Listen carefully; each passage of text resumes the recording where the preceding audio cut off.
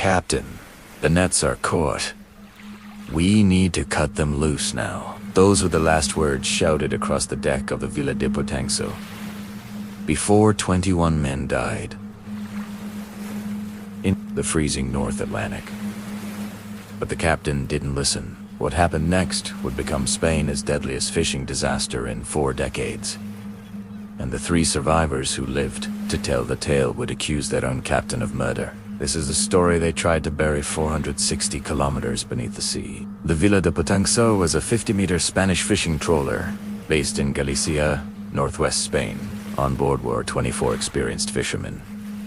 Spanish, Peruvian, and Ghanaian crew members who had spent their lives battling the world's most dangerous waters. The vessel's captain, Juan, was no stranger to these treacherous fishing grounds. On that fateful morning, the Villa de Pitanxo was actively fishing, deploying its massive trawl nets to the ocean floor. These men had families waiting back home, wives who kissed them goodbye, children who counted the days until their return. But at 2:30 a.m., something went catastrophically wrong. The Villa de Pitanxo had been operating in the Grand Banks fishing grounds, one of the richest and most perilous fishing areas in the world. These are the same waters where the Titanic met her fate. This would become Spain's worst fishing tragedy in 38 years. The crew had been working through the night, their powerful trawl nets dragging along the ocean floor, scooping up valuable catches. Everything seemed routine. The vessel's sophisticated navigation systems were functioning normally. The crew was experienced, and weather conditions, while challenging, were manageable for a vessel of this size and capability. But here's where the story takes its first dark turn. According to investigators, the Villa de Pitanxo trawl nets became fast on the bottom. Maritime terminology for when fishing nets become catastrophically snagged on underwater obstacles. Imagine this. You're dragging a massive net behind a 50-meter vessel at several knots through the darkness. Suddenly, that net catches on something immovable on the ocean floor. The forward momentum of the ship, combined with the resistance from below, creates enormous forces that can tear a vessel apart or drag it under. What happened next remains one of maritime history's most controversial moments. The vessel's owner later claimed that the ship's engine failed, but survivors would tell a very different story. One survivor accused Captain Juan of ignoring warnings from his crew that the nets were caught and that the vessel was in danger. Picture this scene. Experienced fishermen, men who had spent decades reading the signs of the sea, desperately warning their captain that something was wrong, but their warnings allegedly fell on deaf ears. The physics of what happened next are terrifying. When a fishing vessel's nets become snagged while the ship is under power, the vessel can be pulled backward or even capsized by the enormous drag forces. At approximately 1 a.m., the Villa de Pitanxo began its fatal descent into the North Atlantic. In those final moments, the crew managed to deploy 4 lifeboats. But the North Atlantic in February is a killer. Water temperatures hovering just above freezing, waves that can crush a man, and darkness so complete it swallows hope itself. 2 of the lifeboats were found completely empty. The 4th was never found at all. In just 1 lifeboat, rescuers would find 3 survivors clinging to life alongside 4 dead crew members. The Villa de Pitanxo's emergency beacon activated at 2:30 a.m., triggering a massive search and rescue operation by the Joint Rescue Coordination Center Halifax. Canadian Coast Guard helicopters, rescue vessels, and nearby fishing boats raced to the coordinates. The first vessel to arrive at the scene was another Spanish fishing boat. What they found would haunt them forever. 3 hypothermic survivors, Captain Juan and 2 crew members, sharing a lifeboat with 4 bodies of their dead shipmates. After a 2-day search and rescue operation, 9 bodies were recovered in total. The victims included 5 Spanish nationals, 3 Peruvians, and 1 sailor from Ghana. 12 crew members were never found, their bodies claimed by the unforgiving North Atlantic. But here's where the family's fight for truth began. The truth will come out because those who died and disappeared have their families, friends, and all the people who work at sea.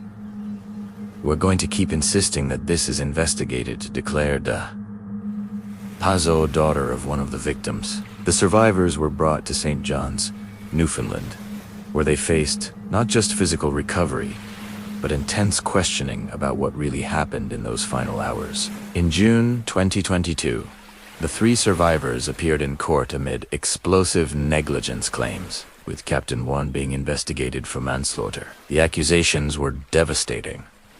That the captain had ignored his crew's warnings about the snagged nets, leading directly to the disaster. But the story doesn't end there. Families demanded more than court proceedings. They wanted the physical evidence. The European Parliament unanimously demanded that Spain dive on the wreck as requested by the victims' families. After 16 months of legal battles and family pressure, the wreck of the Villa de Pitanxo was finally located in June 2023. Spanish authorities announced that the wreck inspection had been completed, but here's what they won't tell you about what they found down there. The official investigation confirmed what survivors had alleged. The vessel's trawl nets had indeed become caught on the ocean floor, but the families discovered something that authorities tried to keep quiet. The inspection of the wreck revealed evidence that could have changed everything. Deep beneath the North Atlantic, 460 kilometers from land, the Villa de Pitanxo sits as a metal tomb, her secrets locked in twisted steel and frozen time. Families fought to ensure that the inspection vessel carried proper remotely operated vehicles, ROVs capable of examining the wreck thoroughly. They knew that without proper technology, the truth would remain buried with their loved ones. The question that haunts everyone: could this tragedy have been prevented? The survivors' testimony suggests that experienced crew members recognized the danger and tried to warn their captain. If those warnings had been heeded, would 21 men still be alive today? But here is what investigators still cool in explain. Why were 2 of the 4 lifeboats found completely empty? What happened to the 4th lifeboat that was never recovered? These are UNG's statistical anomalies. They represent human beings who made desperate choices in their final moments. The empty lifeboats suggest that some crew members successfully deployed and boarded them. But then, what? Did they fall victim to the brutal North Atlantic conditions? Did the lifeboats capsize in the towering waves? Or is there something more sinister that happened in those dark waters? Among the lost was a young marine biologist. His dreams of studying ocean life cut short by the very waters he hoped to protect. His family joined the growing chorus demanding answers. But the sea keeps its secrets well. The case officially remains under investigation, but families fear that bureaucratic delays and maritime politics are burying the truth deeper than the wreck itself. Here is what the authorities don't want you to know.